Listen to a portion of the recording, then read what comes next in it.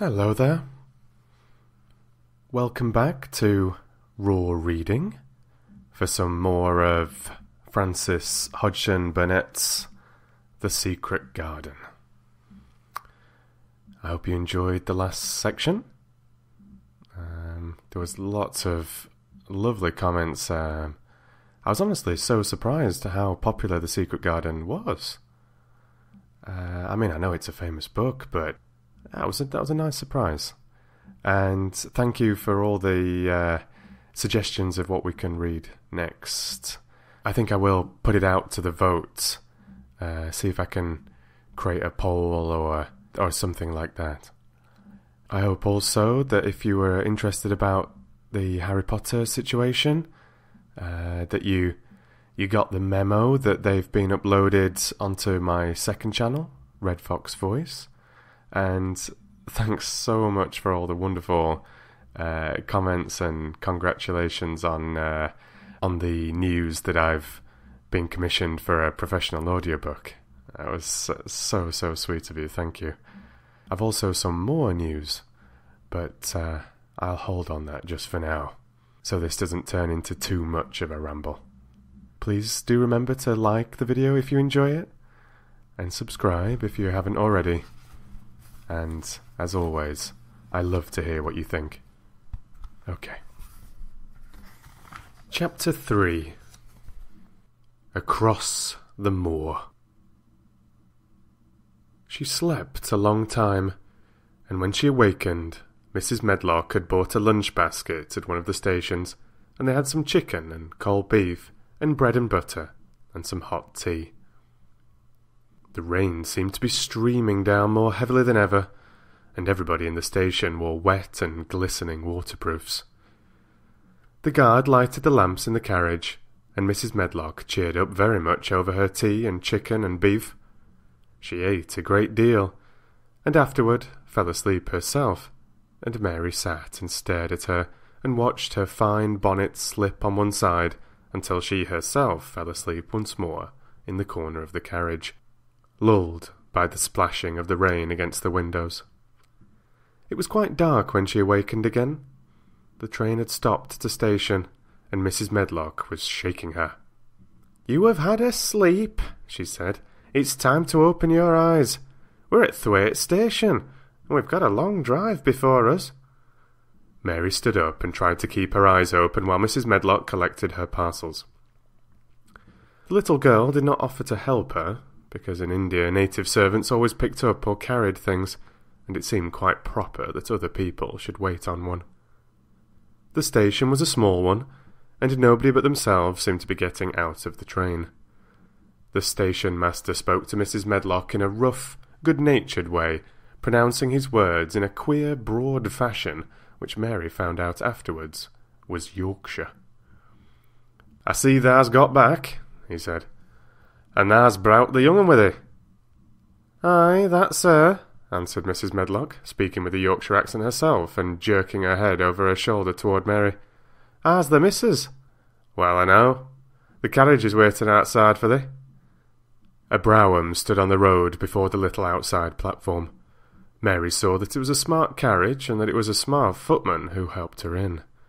His long waterproof coat and the waterproof covering of his hat were shining and dripping with rain, as everything was, the burly station master included. When he shut the door, mounted the box with the coachman, and they drove off, the little girl found herself seated in a comfortably cushioned corner, but she was not inclined to go to sleep again. She sat and looked out of the window, curious to see something of the road over which she was being driven to the queer place Mrs. Medlock had spoken of. She was not at all a timid child, and she was not exactly frightened, but she felt that there was no knowing what might happen in a house with 100 rooms nearly all shut up, a house standing on the edge of a moor. "What is a moor?" she said suddenly to Mrs. Medlock. "Look out of the window in about 10 minutes and you'll see," the woman answered. "We've got to drive 5 miles across Missel Moor before we get to the manor. You won't see much because it's a dark night, but you can see something."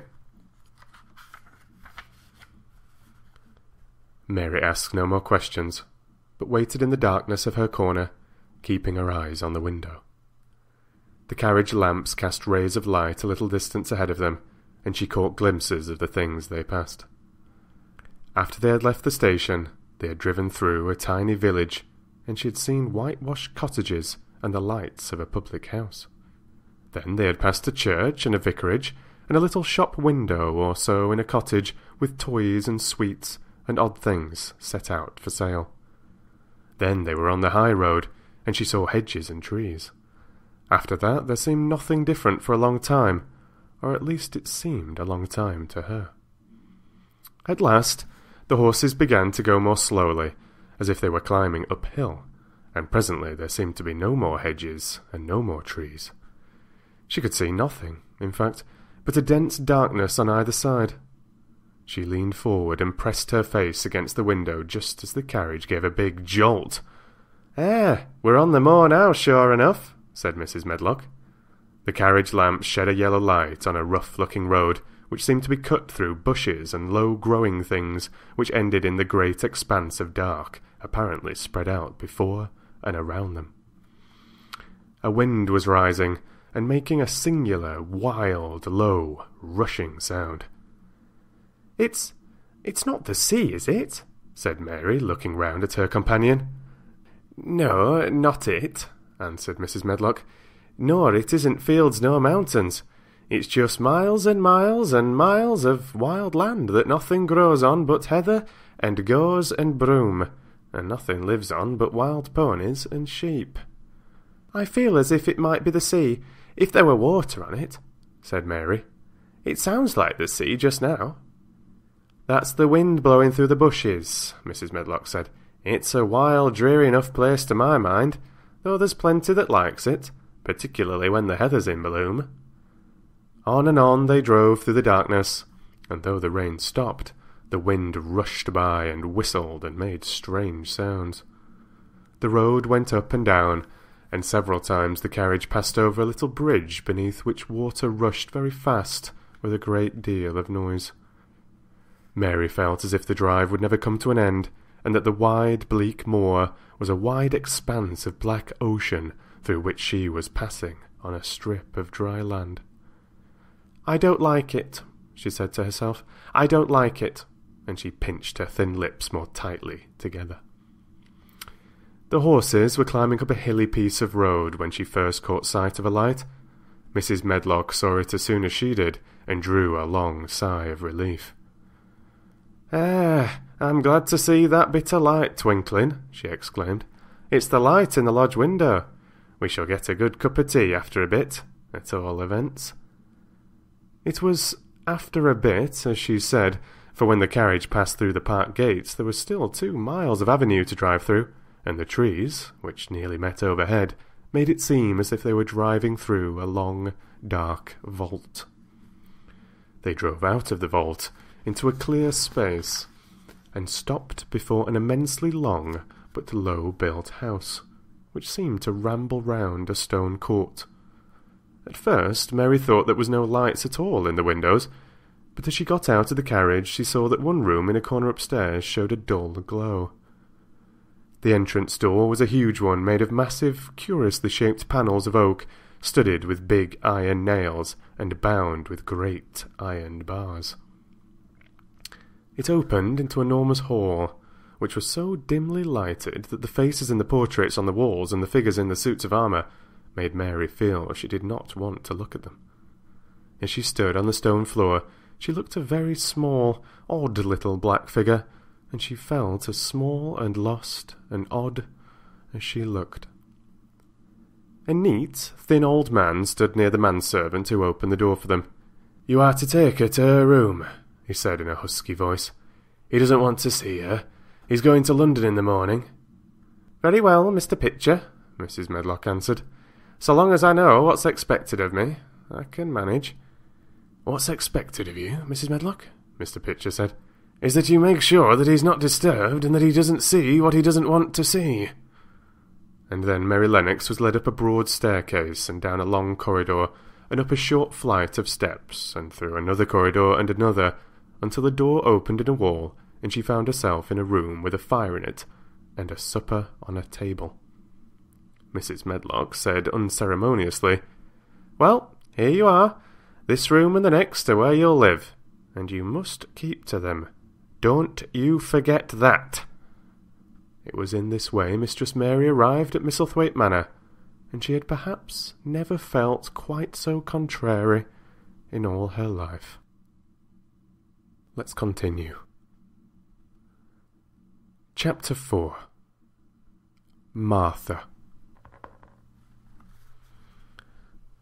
When she opened her eyes in the morning, it was because a young housemaid had come into her room to light the fire and was kneeling on the hearthrug, raking out the cinders noisily. Mary lay and watched her for a few moments, and then began to look about the room. She'd never seen a room at all like it, and thought it curious and gloomy. The walls were covered with tapestry with a forest scene embroidered on it. There were fantastically dressed people under the trees, and in the distance there was a glimpse of the turrets of a castle. There were hunters and horses and dogs and ladies. Mary felt as if she were in the forest with them. Out of a deep window she could see a great climbing stretch of land which seemed to have no trees on it, and to look rather like an endless, dull, purplish sea. "What is that?" she said, pointing out of the window. Martha, the young housemaid, who had just risen to her feet, looked and pointed also. "That there?" she said. "Yes, that's the moor," with a good-natured grin. "Does thou like it?"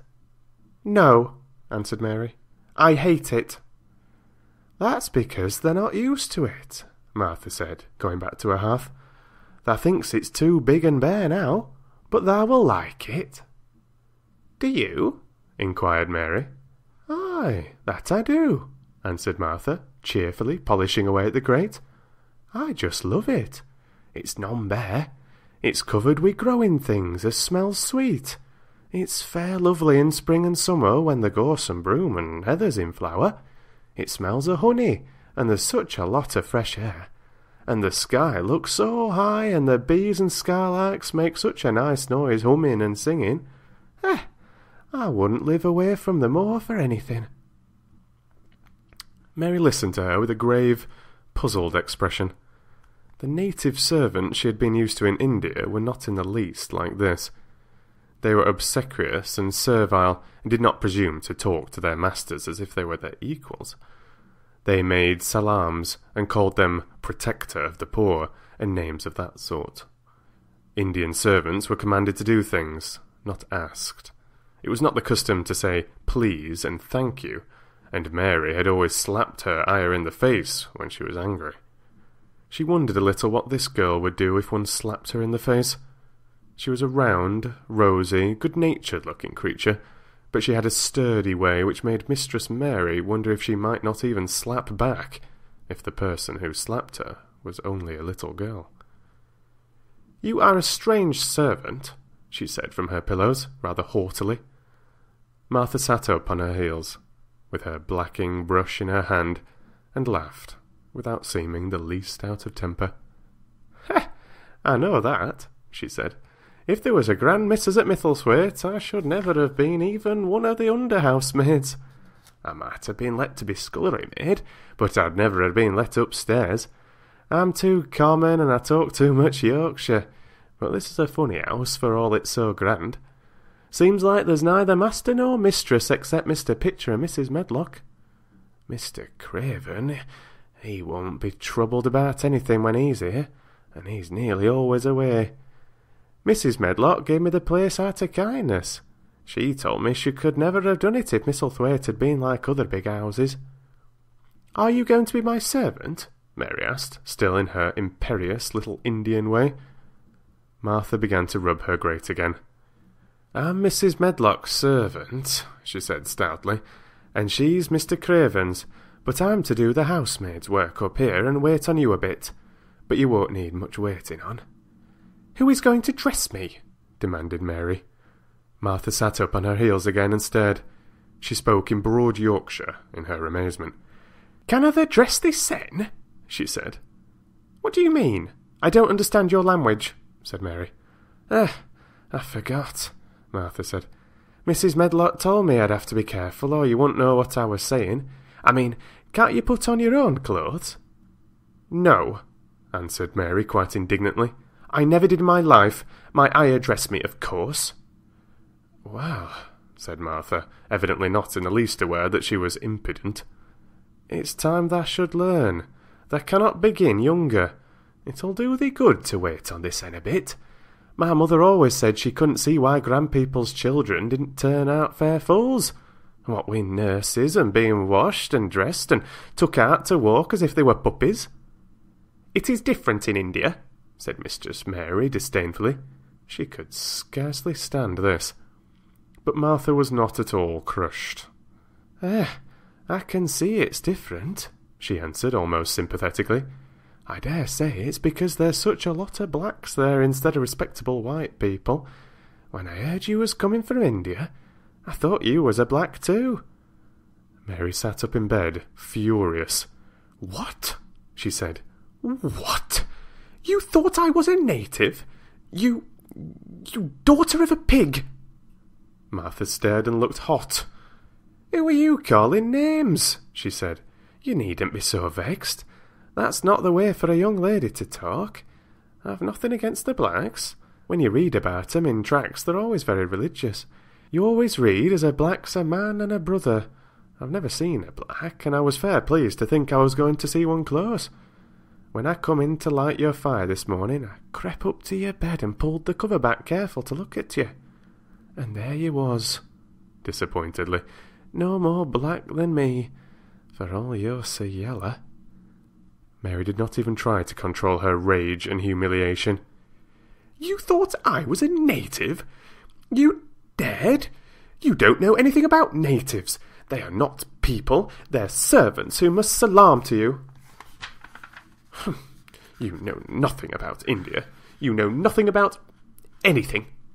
She was in such a rage and felt so helpless before the girl's simple stare, and somehow she suddenly felt so horribly lonely and far away from everything she understood, and which understood her, that she threw herself face downward on the pillows and burst into passionate sobbing. She sobbed so unrestrainedly that good-natured Yorkshire Martha was a little frightened and quite sorry for her. She went to the bed and bent over her. You mustn't cry like that," she begged. "You mustn't for sure. I didn't know you'd be vexed. I don't know anything about anything, just like you said. I beg your pardon, miss. Do stop crying." There was something comforting and really friendly in her queer Yorkshire speech and sturdy way which had a good effect on Mary. She gradually ceased crying and became quiet. Martha looked relieved. "It's time for thee to get up now," she said. "Mrs. Medlock said I was to carry thy breakfast and tea and dinner into the room next to this. It's been made into a nursery for thee. I'll help thee on with our clothes if they'll get out of bed. If the buttons are at the back, thou can't button them up thyself." When Mary at last decided to get up, the clothes Martha took from the wardrobe were not the ones she had worn when she arrived the night before with Mrs. Medlock. "Those are not mine," she said. "Mine are black." She looked the thick white wool coat and dress over, and added with cool approval, "Those are nicer than mine." "These are the ones thou must put on," Martha answered. "Mr. Craven ordered Mrs. Medlock to get 'em in London. He said, 'I won't have a child dressed in black wandering about like a lost soul,' he said. 'It'd make the place sadder than it is. Put colour on her.' Mother, she said she knew what he meant. Mother always knows what her body means. She doesn't hold with black herself." "I hate black things," said Mary. The dressing process was one which taught them both something. Martha had buttoned up her little sisters and brothers, but she had never seen a child who stood still and waited for another person to do things for her as if they had neither hands nor feet of her own. "Why doesn't they put on their own shoes?" she said, when Mary quietly held out her foot. "My ayah did it," answered Mary, staring. "It was the custom." She said that very often. It was the custom. The native servants were always saying it. If one told them to do a thing their ancestors had not done for 1,000 years, they gazed at one mildly and said, "It is not the custom," and one knew that was the end of the matter. It had not been the custom that Mistress Mary should do anything but stand and allow herself to be dressed like a doll, but before she was ready for breakfast, she began to suspect that her life at Misselthwaite Manor would end by teaching her a number of things quite new to her. Things such as putting on her own shoes and stockings, and picking up things she let fall. If Martha had been a well-trained fine young lady's maid, she would have been more subservient and respectful, and would have known that it was her business to brush hair and button boots, and pick things up and lay them away. She was, however, only an untrained Yorkshire rustic who had been brought up in a moorland cottage with a swarm of little brothers and sisters who had never dreamed of doing anything but waiting on themselves and on the younger ones, who were either babies in arms or just learning to totter about and tumble over things. If Mary Lennox had been a child who was ready to be amused, she would perhaps have laughed at Martha's readiness to talk, but Mary only listened to her coldly and wondered her freedom of manner. At first she was not at all interested, but gradually, as the girl rattled on in her good-tempered, homely way, Mary began to notice what she was saying. You should see 'em all," she said. "There's 12 of us, and my father only gets 16 shilling a week. I can tell you my mother's put to it to get porridge for 'em all. They tumble about on the moor and play there all day, and mother says the air of the moor fattens 'em. She says she believes they ate the grass same as the wild ponies do. Our Dickon, he's 12 years old, and he's got a young pony he calls his own." "Where did he get it?" asked Mary. "He found it on the moor with its mother when it was a little un, and he began to make friends with it and give it bits of bread and pluck young grass for it. And it got to like him, so it follows him about and it lets him get on his back. Dickon's a kind lad, and animals likes him." Mary had never possessed an animal pet of her own, and had always thought she would like one, so she began to feel a slight interest in Dickon, and as she had never before been interested in anyone but herself, it was the dawning of a healthy sentiment. When she went into the room which had been made into a nursery for her, she found that it was rather like the one she had slept in. It was not a child's room, but a grown-up person's room, with gloomy old pictures on the walls and heavy old oak chairs. A table in the centre was set with a good substantial breakfast, but she had always had a very small appetite, and she looked with something more than indifference at the first plate Martha set before her. "I don't want it," she said. "Thou doesn't want thy porridge?" Martha exclaimed incredulously. "No." "Thou doesn't know how good it is. Put a bit of treacle on it, or a bit of sugar." "I don't want it," repeated Mary. "Eh?" said Martha. "I can't abide to see good victuals go to waste. If our children was at this table, they'd clean it bare in 5 minutes." "Why?" said Mary coldly. "Why?" echoed Martha. "Because they scarce ever had their stomachs full in their lives. They're as hungry as young hawks and foxes." "I don't know what it is to be hungry," said Mary with the indifference of ignorance. Martha looked indignant. "Well, it would do thee good to try it. I can see that plain enough," she said outspokenly. "I've no patience with folk as sits and just stares at good bread and meat. My word, doth I wish Nicken and Phil and Jane and the rest of 'em had what's here under their pinafores." "Why don't you take it to them?" suggested Mary. "It's not mine," answered Martha stoutly, "and this isn't my day out. I get my day out once a month, same as the rest. Then I go home and clean up for mother, and give her a day's rest." Mary drank some tea and ate a little toast and some marmalade. "You wrap up warm and run out and play, you," said Martha. "It'll do you good and give you some stomach for your meat." Mary went to the window. There were gardens and paths and big trees, but everything looked dull and wintry. "Out? Why should I go out on a day like this?" "Well, if thou doesn't go out, thou'lt have to stay in. And what has thou got to do?" Mary glanced about her. There was nothing to do. When Mrs. Medlock had prepared the nursery, she had not thought of amusement. Perhaps it would be better to go and see what the gardens were like. "Who will go out with me?" she inquired.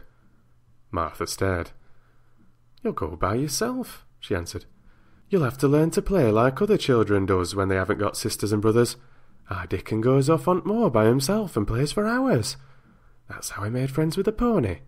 He's got sheep on the moor that knows him, and birds as comes and eats out of his hand. However little there is to eat, he always saves a bit of his bread to coax his pets." It was really this mention of Dickon which made Mary decide to go out, though she was not aware of it. There would be birds outside, though there would not be ponies or sheep. They would be different from the birds in India, and it might amuse her to look at them. Martha found her coat and hat for her and a pair of stout little boots, and she showed her her way downstairs. "If thou goes round that way thou'll come to the gardens," she said, pointing to a gate in a wall of shrubbery. "There's lots of flowers in summer time, but there's nothing blooming now." She seemed to hesitate a second before she added, "One of the gardens is locked up. No one has been in it for 10 years. "Why?" asked Mary in spite of herself. Here was another locked door, added to the 100 in the strange house. "Mr. Craven had it shut when his wife died so sudden. He won't let no one go inside. It was her garden. He locked the door and dug a hole and buried the key. Oh, there's Mrs. Medlock's bell ringing. I must run." After she was gone, Mary turned down the walk which led to the door in the shrubbery. She could not help thinking about the garden which no one had been in for 10 years. She wondered what it would look like, and whether there were any flowers still alive in it. When she had passed through the shrubbery gate, she found herself in great gardens, with wide lawns and winding walks with clipped borders. There were trees and flower beds, and evergreens clipped into strange shapes, and a large pool with an old grey fountain in its midst.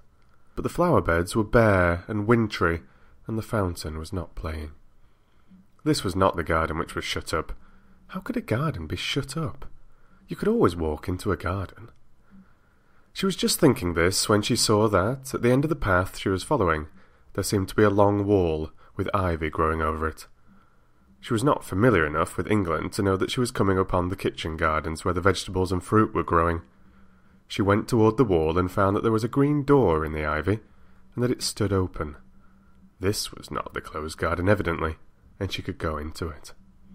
She went through the door and found that it was a garden with walls all around it, and it was only one of several walled gardens which seemed to open into one another. She saw another open green door, revealing bushes and pathways between beds containing winter vegetables. Fruit trees were trained flat against the wall, and over some of the beds there were glass frames. The place was bare and ugly enough, Mary thought, as she stood and stared about her. It might be nicer in summer, when things were green, but there was nothing pretty about it now. Presently, an old man with a spade over his shoulder walked through the door leading from the second garden. He looked startled when he saw Mary, and then touched his cap. He had a surly old face, and did not seem at all pleased to see her. But then she was displeased with his garden, and wore her quite contrary expression, and certainly did not seem at all pleased to see him. "What is this place?" she asked. "One of the kitchen gardens," he answered. "What is that?" said Mary, pointing through the other green door. "Another of 'em," shortly. "There's another on t'other side at wall, and there's orchard t'other side of that." "Can I go in them?" asked Mary. "If thou likes, but there's nowt to see." Mary made no response. She went down the path and through the second green door. There she found more walls and winter vegetables and glass frames, but in the second wall there was another green door, and it was not open. Perhaps it led into the garden which no one had seen for 10 years. As she was not at all a timid child, and always did what she wanted to do, Mary went to the green door and turned the handle. She hoped the door would not open because she wanted to be sure she had found the mysterious garden. But it did open quite easily, and she walked through it and found herself in an orchard.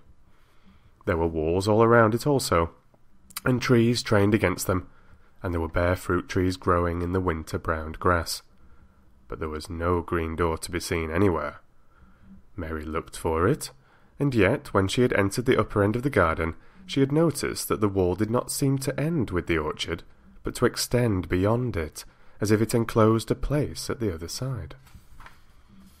She could see the tops of trees above the wall, and when she stood still she saw a bird with a bright red breast sitting on the topmost branch of one of them, and suddenly he burst into his winter song, almost as if he had caught sight of her and was calling to her. She stopped and listened to him, and somehow his cheerful, friendly little whistle gave her a pleased feeling. Even a disagreeable little girl may be lonely, and the big closed house and big bare moor and big bare gardens had made this one feel as if there was no one left in the world but herself. If she had been an affectionate child who had been used to being loved, she would have broken her heart. But even though she was Mistress Mary quite contrary, she was desolate, and the bright-breasted little bird brought a look into her sour little face, which was almost a smile. She listened to him until he flew away.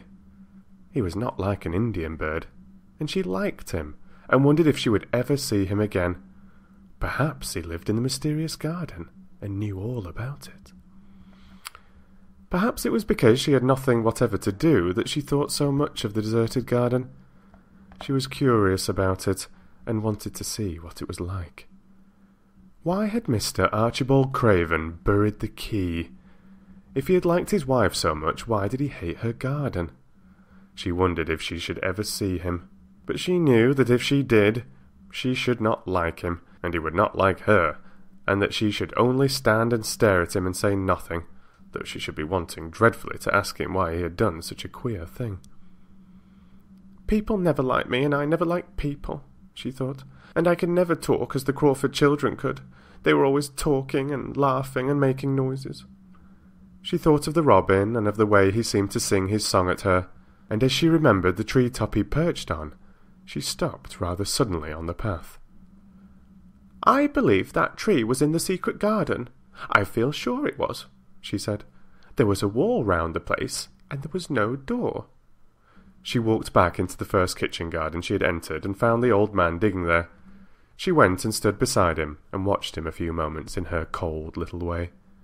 He took no notice of her, and so at last she spoke to him. "I have been into the other gardens," she said. "There was nothing to prevent thee," he answered crustily. "I went into the orchard." "There was no dog at door to bite thee," he answered. "There was no door there into the other garden," said Mary. "What garden?" he said in a rough voice, stopping his digging for a moment. "The one on the other side of the wall," answered Mistress Mary. "There are trees there. I saw the tops of them. A bird with a red breast was sitting on one of them, and he sang." To her surprise, the surly old weather-beaten face actually changed its expression. A slow smile spread over it, and the gardener looked quite different. It made her think that it was curious how much nicer a person looked when he smiled. She had not thought of it before. He turned about to the orchard side of his garden and began to whistle, a low, soft whistle. She could not understand how such a surly man could make such a coaxing sound. Almost the next moment a wonderful thing happened. She heard a soft little rushing flight through the air, and it was the bird with the red breast flying to them, and he actually alighted on the big clod of earth quite near to the gardener's foot. "Here he is," chuckled the old man, and then he spoke to the bird as if he were speaking to a child. "Where has thou been, thou cheeky little beggar?" he said. "I've not seen thee before today. Has thou begun thy courting this early in season? Thou'rt too forrard." The bird put his tiny head on one side and looked up at him with his soft bright eye, which was like a black dewdrop. He seemed quite familiar, and not the least afraid. He hopped about and pecked the earth briskly, looking for seeds and insects. It actually gave Mary a queer feeling in her heart, because he was so pretty and cheerful, and seemed so like a person. He had a tiny plump body, and a delicate beak, and slender delicate legs. "Will he always come when you call him?" she asked, almost in a whisper. "Aye, that he will. I've knowed him ever since he was a fledgling. He come out at nest into the garden, and when first he flew over t' wall he was too weak to fly back for a few days, and we got friendly. When he went back over t' wall again, rest o' t' brood was gone, and he was lonely, and he come back to me." "What kind of bird is he?" Mary asked. "Doesn't thou know? He's a robin redbreast, and they're friendliest, curious birds alive. They're almost as friendly as dogs, if you know how to get on with 'em. Watch him pecking about there and looking round at us now and again. He knows we're talking about him." It was the queerest thing in the world to see the old fellow. He looked at the plump little scarlet waistcoated bird as if he were both proud and fond of him. "He's a conceited one," he chuckled. "He likes to hear folk talk about him. And curious, bless me, there never was his like for curiosity and meddling. He's always coming to see what I'm planting. He knows all things Mester Craven never troubles himself to find out. He's the head gardener, he is." The robin hopped about, busily pecking the soil, and now and then stopped and looked at them a little. Mary thought his black dewdrop eyes gazed at her with great curiosity. It really seemed as if he were finding out all about her. The queer feeling in her heart increased. "Where did the rest of the brood fly to?" she asked. "There's no knowing. The old ones turn 'em out at nest and make 'em fly, and they're scattered before you know it. This one was a knowing one, and he knew he was lonely." Mistress Mary went a step nearer to the robin and looked at him very hard. "I'm lonely," she said. She had not known before that this was one of the things which made her feel sour and cross. She seemed to find it out when the robin looked at her, and she looked at the robin. The old gardener pushed his cap back on his bald head and stared at her a minute. "Art thou the little wench from India?" he asked. Mary nodded. "Then no wonder thou'rt lonely. Thou'lt be lonelier before thou's done," he said. He began to dig again, driving his spade deep into the rich black garden soil, while the robin hopped about, very busily employed. "What is your name?" Mary inquired. He stood up to answer her. "Ben Weatherstaff," he answered, and then he added with a surly chuckle, "I'm lonely myself except when he's with me," and he jerked his thumb toward the robin. "He's the only friend I've got." "I have no friends at all," said Mary. "I never had. My ayah didn't like me, and I never played with anyone." It is a Yorkshire habit to say what you think with blunt frankness, and old Ben Weatherstaff was a Yorkshire moor man. "Thou and me are a good bit alike," he said. "We was wove out at same cloth. We're neither of us good-looking, and we're both of us as sour as we look. We've got the same nasty tempers, both of us, I'll warrant." This was plain speaking, and Mary Lennox had never heard the truth about herself in her life. Native servants always salaamed and submitted to you, whatever you did. She never thought much about her looks, but she wondered if she was as unattractive as Ben Weatherstaff, and she also wondered if she looked as sour as he had looked before the robin came. She actually began to wonder also if she was nasty-tempered. She felt uncomfortable. Suddenly a clear rippling little sound broke out near her, and she turned around. She was standing a few feet from a young apple tree, and the robin had flown onto one of its branches and had burst out into a scrap of a song. Ben Weatherstaff laughed outright. "What did he do that for?" asked Mary. "He's made up his mind to make friends with thee," replied Ben. "Dang me if he hasn't took a fancy to thee." "To me?" said Mary, and she moved toward the little tree softly and looked up. "Would you make friends with me?" she said to the robin, just as if she were speaking to a person. "Would you?" And she did not say it either in her hard little voice or in her imperious Indian voice, but in a tone so soft and eager and coaxing that Ben Weatherstaff was as surprised as she had been when she heard him whistle. "Why," he cried out, "thou said that as nice and human as if thou was a real child instead of a sharp old woman. Thou said it almost like Dickon talks to his wild things on mower." "Do you know Dickon?" Mary asked, turning round in rather a hurry. "Everybody knows him. Dickon's wandering about everywhere. The very blackberries and heather bells knows him, I warrant the foxes shows him where their cubs lies, and scarlarks doesn't hide their nests from him. Mary would have liked to ask some more questions. She was almost as curious about Dickon as she was about the deserted garden. But just that moment, the robin, who had ended his song, gave a little shake of his wings, spread them, and flew away. He had made his visit, and had other things to do. "He has flown over the wall," Mary cried out, watching him. "He has flown into the orchard. He has flown across the other wall, into the garden where there is no door." "He lives there," said old Ben. "He came out of the egg there. If he's courting, he's making up to some young madam of a robin that lives among the old rose trees there." "Rose trees?" said Mary. "Are there rose trees?" Ben Weatherstaff took up his spade again and began to dig. "There was 10 years ago," he mumbled. "I should like to see them," said Mary. "Where is the green door? There must be a door somewhere." Ben drove his spade deep and looked as uncompassionable as he had looked when she first saw him. "There was 10 years ago, but there isn't now," he said. "No door?" cried Mary. "There must be." "None as anyone can find, and none as is anyone's business.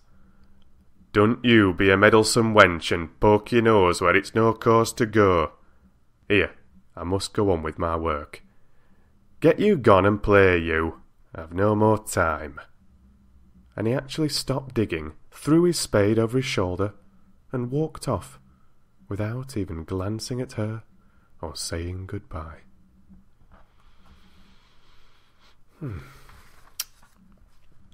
Thank you very much for listening. We'll soon be continuing with Chapter 5, The Cry in the Corridor. I hope you enjoyed that. Please do remember to like and subscribe and let me know what you thought in the comments.